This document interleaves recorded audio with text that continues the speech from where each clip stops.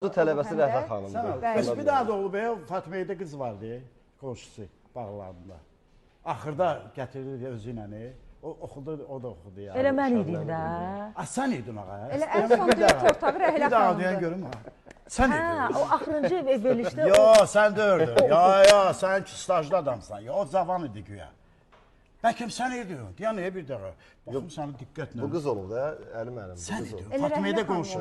Yo, Fatmeydə qonşu. Fatmeydə bax qonşusu idi. Bəlkə Şəbinəmdir, toy müğənnisi onun cavan. Yo, o qız oxuyan dördü. Onu Səməd oxuyan eləmək istəyirdi. Bu xanımdır. Elə mənəm Məncə də onda. Rəhlə xanımdır. Bir yandan nə danışıram? Bir yandan deyirəm ailəvi dostluq da. Fatmeydə 20 ildir biz ailəvi, mən uşaqlığımdan biz ailəvi dostluyduk.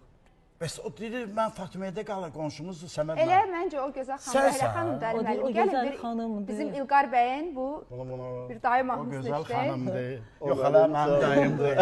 Mənəmdir, xalam. Yo, Fatmeydə bağımız olmayıb. O səhvdir, amma... Hardan sən tanıyırdı?